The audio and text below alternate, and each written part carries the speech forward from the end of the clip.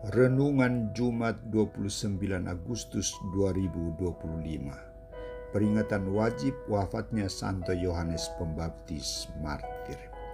Kesiapan menyongsong kedatangan Kristus. Bacaan Injil dari Injil Matius bab 25 ayat 1 sampai 13.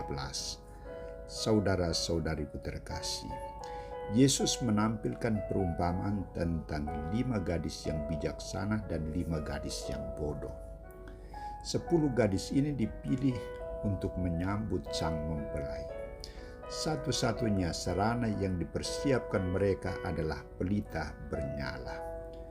Perbedaan yang menyolok dari ke-10 gadis ini adalah 5 gadis yang bijaksana membawa pelita dan cadangan minyak, sedangkan gadis yang bodoh membawa pelita tetapi tidak ada cadangan minyak.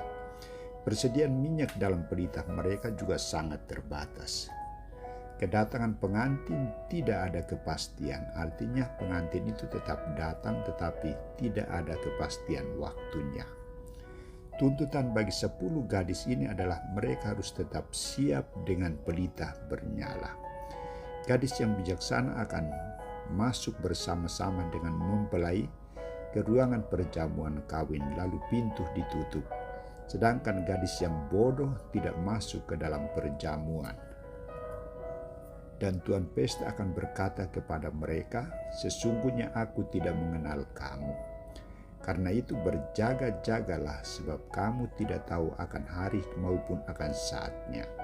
Saudara-saudariku terkasih, perumpamaan ini menggambarkan kedatangan Allah yang tiba-tiba di tengah umatnya, atau kedatangan Yesus Kristus di tengah para muridnya. Ada yang siap untuk menerima, tetapi ada yang tidak. Para gadis ini dituntut kesiapannya, tanggung jawab dan kesetiaan. Pelita mereka sebagai sumber kekuatan dan penerang hidup harus tetap bernyala dan tidak kekurangan minyaknya. Pelita yang bernyala sebagai simbol ketangguhan iman dan cinta kepada Allah.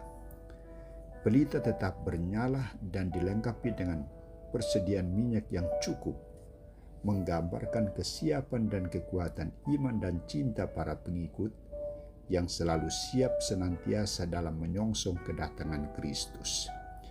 Cinta yang utuh yang diikat sejak awal tidak boleh dipudarkan oleh sikap manusia yang lalai, tidak peduli dan tidak siap serta tidak bijaksana. Cinta kasih terhadap Allah dan manusia harus tetap dijaga dan dipelihara sebagai sumber kekuatan dan kebijaksanaan dalam menghadiri perjamuan Tuhan. Saudara-saudariku terkasih, setiap saat kita diundang Tuhan untuk hadir dalam perjamuannya. Sering kita lebih sibuk mempersiapkan hal-hal duniawi seperti pakaian yang bagus, menghias diri, menyiapkan makanan yang enak, namun persiapan hati kita tidak diperhatikan. Kita masuk dalam perjamuan Tuhan kadang-kala tidak ada persiapan hati dan pikiran kita secara baik dan benar. Kadang kita datang terlambat sehingga tidak ada persiapan diri.